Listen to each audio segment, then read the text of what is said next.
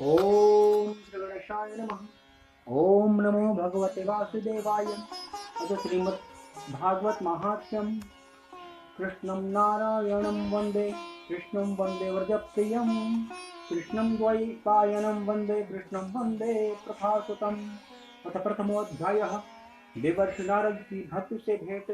सच्चिदानंद रूपाय विश्वोत्पत्त्यादि Hathaway तापत्रय विनाशाय श्री कृष्णाय वयं नमः। सच्चिदानंद स्वरूप भगवान श्री कृष्ण को नमः। हम नमस्कार करते हैं जो जगत की उत्पत्ति स्थिति और विनाश के हेतु तथा आध्यात्मिक आदिदैविक और आदिभौतिक तीनों प्रकार के तापों का नाश करने वाले हैं। जिस समय सुखदेव जी का यज्ञ संस्कार भी नहीं हुआ था तथा लौकिक वैदिक कर्मों के अनुष्ठान का अवसर भी नहीं आया था, तभी उन्हें अकेले ही संन्यास लेने के लिए घर से जाते हुए देखकर पिता व्यास भी विरह से कातर होकर पुकारने लगे, बेटा बेटा तुम कहाँ जा रहे हो। उस समय वृक्षों ने तन्मय होने के कारण से सुखदेव जी की ओर से उत्तर दिया, ऐसे सर्वभूत हृदय स्वरूप श्री सुखदेव मुनि जी को मैं नमस्कार करता हूँ। एक बार नैमिषेष्वतमासीन भिवाद्य महामतिम कथामृत रसास्वाद कुशलम शौनको अब्रवीत। एक बार भगवत कथामृत का रसास्वादन करने में कुशल मुनिवर शौनक जी ने नैमिषारण्य क्षेत्र में विराजमान महामती स्तुति जी को नमस्कार करके पूछा। शौनक वाच अज्ञान ध्वांत विध्वंस कोटि सूर्य समप्रभा सूताक्षाहि कथा सारम मम कर्ण रसायनम। शौनक जी बोले, सूत जी आपका ज्ञान अज्ञान अंधकार को नष्ट करने में करोड़ों सूर्यों के समान है। आप हमारे कानों के लिए रसायन अमृत स्वरूप सार गर्भित कथाएं करें। भक्ति ज्ञान और वैराग्य से प्राप्त होने वाले महान विवेक की वृद्धि किस प्रकार होती है। वैष्णव लोग किस तरह माया मोह को अपना पीछा छुड़ाते हैं और इस घोर कलयुग में जीव प्रायः आसुरी स्वभाव के हो गए हैं। विविध क्लेशों से आक्रांत इन जीवों को शुद्ध दैविक शक्ति संपन्न बनाने का सर्वोत्कृष्ट उपाय क्या है।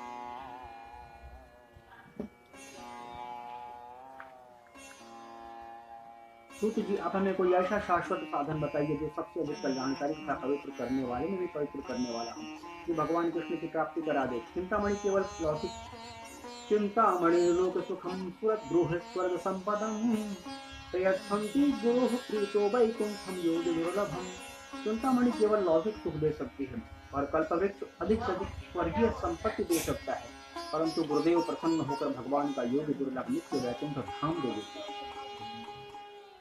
तो जी ने कहा, शौनक जी तुम्हारे हृदय में भगवान का प्रेम है, इसलिए मैं विचार कर तुम्हें संपूर्ण सिद्धांतों का निष्कर्ष सुनाता हूँ जो जन्म मृत्यु के भय का नाश कर देता है, जो भक्ति के प्रवाह को बढ़ाता है और भगवान श्री कृष्ण की प्रसन्नता का प्रधान कारण है। मैं तुम्हें वह साधन बतलाता हूँ, तुम उसे सावधान होकर सुनो। श्री सुखदेव जी ने कलयुग के जीवों को काल जाल मुख श्री भागवतम शास्त्रम कलौ तीर्ण भाषितम। श्री सुखदेव जी ने कलयुग के जीवों को काल रूपी सर्प के मुख का ग्रास होने के त्रास का अत्यधिक नाश करने के लिए श्रीमद् भागवत शास्त्र का प्रवचन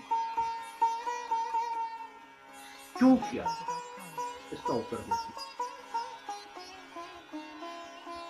मन की शुद्धि के लिए इससे बढ़कर कोई साधन नहीं है। जब मनुष्य के जन्म जन्मांतर का पंद्रह उदय होता है तभी उससे भागवत शास्त्र की प्राप्ति होती है।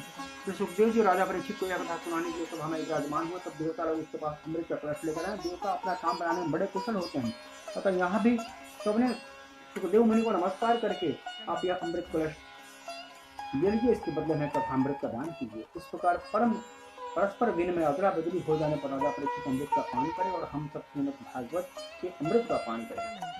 इस संसार में कहाँ कांच और कहाँ महामूल्य मणि, कहाँ सुधा और कहाँ कथा। श्री सुखदेव जी ने यह सोचकर उस समय देवताओं की हंसी उड़ाती और उन्हें भक्ति शून्य कथा का अनधिकारी जानकर कथामृत का दान नहीं किया। इस प्रकार यह श्रीमद् भागवत की कथा देवताओं को भी दुर्लभ है। पूर्व काल में श्रीमद् भागवत के समर्थ श्री राजा परीक्षित की मुक्ति देखकर ब्रह्मा जी को बड़ा आश्चर्य हुआ। तब उन्होंने सत्यलोक में तराजू बांधकर सब साधनों को तोड़ा, अन्य सभी साधन तौल में हल्के पड़ गए। अपने महत्व के कारण भागवत सबसे भारी रहा। यह देखकर सभी ऋषियों को बड़ा विस्मय हुआ। उन्होंने कलयुग में इस भगवत रूप शास्त्र को पढ़ने और सुनने से तत्काल मोक्ष देने वाला निश्चय किया। सप्ताह दिन श्रवण करने पर निश्चय भक्ति प्रदान करता है। पूर्व काल में इसे दया पुराण सनकादि ऋषि ने देवर्षि नारद को सुनाया था। यद्यपि देवर्षि नारद पहले ही ब्रह्मा जी के मुख से इसे ग्रहण कर चुके थे, तथापि श्रवण सप्ताह की विधि पूर्वक सनकादिक ऋषि नहीं है ज्ञान दी। शौनक उवाच लोक विग्रह मुक्त नारदस्याश्चरस्य च यदि श्रवे कुतः प्रीति संयोगः कुत्र तैसः। शौनक जी ने पूछा सांसारिक प्रपंच से मुक्त और विक्रमशील नारद जी का सनकादि के साथ संयोग कहाँ किया और विधि विधान से श्रवण में उनकी प्रीति कैसे हुई। सूतवाच एकदा हि विशालायां चत्वार ऋषयो अमराः सत्संगार्थ समायाता ददृशुः तत्र नारदम्। अब मैं तुम्हें वह भक्तिपूर्ण कथा बताता हूँ जो सुखदेव जी ने मुझे अनन्य शिष्ट जानकर एकांत में सुनाया था। एक दिन वैशालापुरी में वह चारों निर्मल ऋषि सत्संग के लिए आए और उन्होंने नारद जी को देखा। शंकराजी ने पूछा ब्राह्मण आपका मुख उदास क्यों हो रहा, चिंतातुर कैसे हैं, इतनी जल्दी कहाँ जा रहे हैं, आपका आगमन कहाँ से हो रहा है, इसमें आप वैसे पुरुष के समान व्याकुल जान पड़ते हैं जिसका सारा धन लुट गया। आप जैसे आसक्त रहित पुरुषों के लिए उचित नहीं है, आप इसका कारण बताइए। नारद जी ने कहा नारद जी ने कहा मैं सर्वोत्तम लोक समझकर पृथ्वी में आया था जहाँ पुष्कर, प्रयाग, काशी, गोदावरी, हरिद्वार, कुरुक्षेत्र, सुवीरंग और सेतुबंध आदि कई तीर्थों में इधर उधर विचरण कर रहा, परंतु कहीं मुझे मन को संतोष देने वाले वह शांति नहीं मिली। इस प्रकार अधर्म के सहायक कलयुग ने सारी पृथ्वी को पीड़ित कर रखा है। सत्यम नास्ति तपम शौचम दयादानम न विद्यते उदरम भरणो जीवा वराकाह कूट भाषिणः। अब यहाँ सत्य तप शौच दान दया कुछ भी नहीं है, बेचारे जीव केवल अपना पेट पालने में लगे हैं।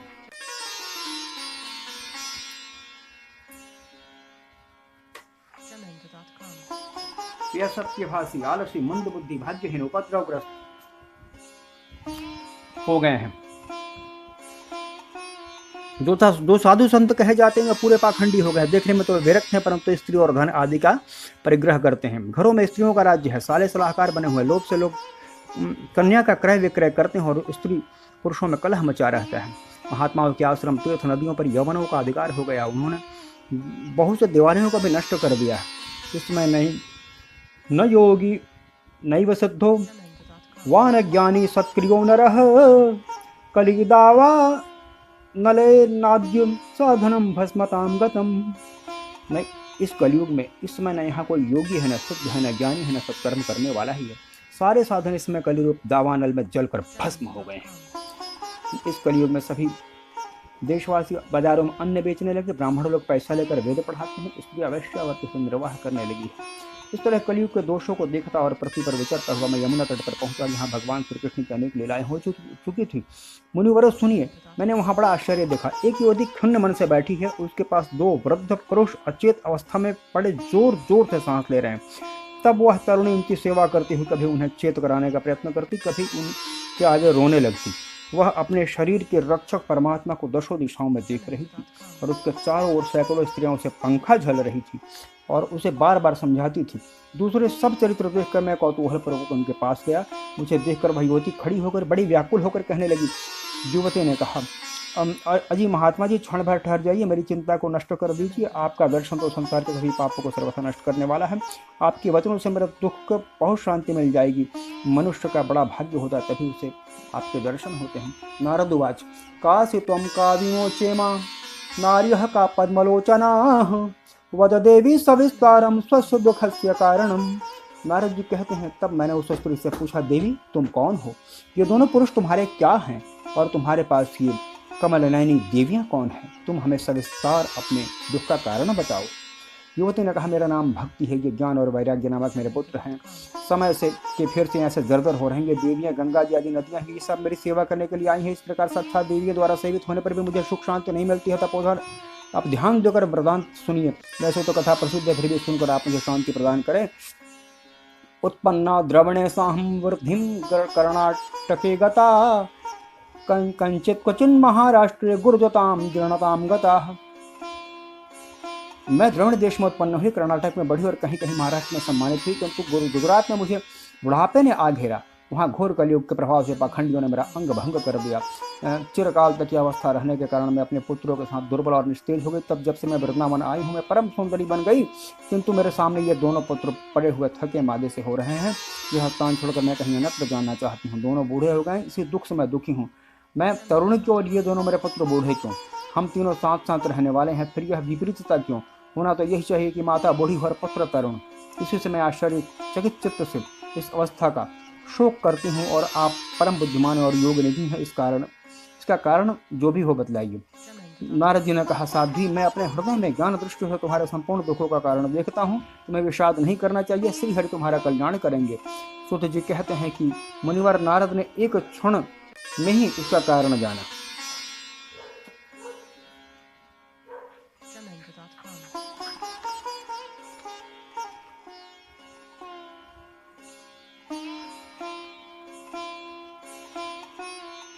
नारद जी ने कहा, देवी सावधान होकर सुनो, यह दारुण कलयुग है। इसीलिए इस समय सदाचार, योग मार्ग, तप सब लुप्त हो गए। लोग षटता और दुष्कर्म में लगकर अघासुर बन रहे हैं। जहाँ तक संसार में देखो, सब पुरुष दुख से म्लान हो रहे हैं और दुखी हो रहे हैं। इसमें बुद्धिमान पुरुषों का धैर्य बना रहे, वह बड़ा ज्ञानी और पंडित है।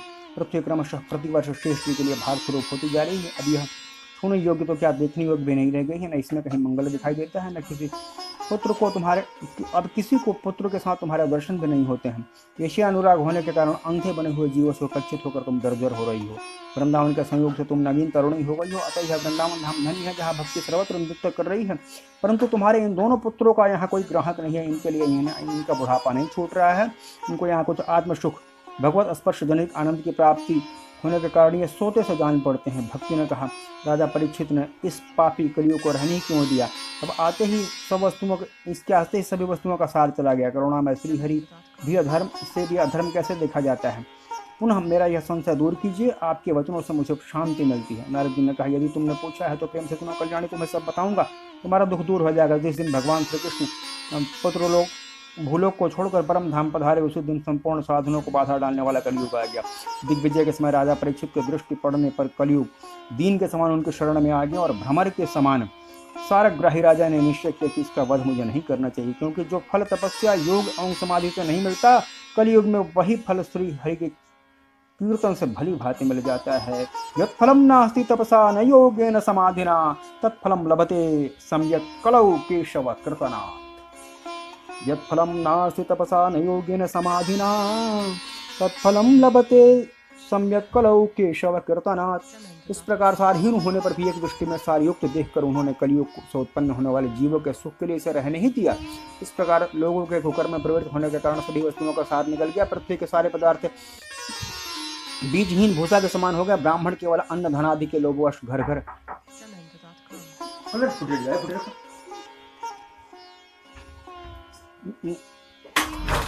एवं जन जन को भागवत की कथा सुनाने लगे। इसलिए कथा का सार चला गया। तीर्थों में नाना प्रकार के अत्यंत घोर कर्म करने वाले नास्तिक और नारकी पुरुष भी रहने लगे। इसलिए तीर्थों का प्रभाव भी ज्यादा रहा। उसका चित्त निरंतर काम, क्रोध, महान लोभ और घृणा तृष्णा से तत्पर रहता है। वे भी तपस्या का ढोंग करने लगे हैं। इसलिए तप का सार भी निकल गया। मन पर काबू न होने के कारण लोभ, दंभ और पाखंड का आश्रय लेने के कारण एवं शास्त्र का अभ्यास न करने के कारण ध्वनि योग का फल मिट गया। पंडितों की यह दशा है कि वे स्त्रियों के साथ भैंसों की तरह रमण करते हैं और उनसे संतान पैदा करने की कुशलता पाई जाती है। मुक्ति साधन में वे सर्वथा अकुशल हैं। संप्रदानुसार प्राप्त हुई इस वैष्णवता भी कहीं देखने को नहीं मिलती। इस प्रकार जगह जगह सभी वस्तुओं का सार लुप्त हो गया है। यह तो कलियुग का प्रभाव है, इसमें किसी का दोष नहीं है। इसी से पुंडरीक भगवान बहुत समीप रहते हुए भी सब सह रहे हैं। सूत जी कहते हैं कि शौनक जी, इस प्रकार देवर्षि नारद के वचन सुनकर भक्ति को बड़ा आश्चर्य हुआ। फिर उसने जो कहा उसे सुनिए। भक्ति ने कहा, देवर्षि आप धन्य हैं। मेरा बड़ा सौभाग्य है कि आपका समागम हुआ। संसार में साधुओं का दर्शन ही समस्त सिद्धियों का परम कारण है। आप केवल एक बार उपदेश करके कयाधु कुमार प्रहलाद ने माया पर विजय प्राप्त कर ली थी। ध्रुव भी आपकी कृपा से ध्रुव पद को प्राप्त किया। आप सर्वमंगल और साक्षात श्री ब्रह्मा जी के पुत्र हैं। मैं आपको नमस्कार करती हूँ। इति श्री पद्म पुराणे उत्तरखंडे श्रीमद् भागवत महात्म्ये भक्ति नारद समागमो नाम प्रथमो अध्यायः।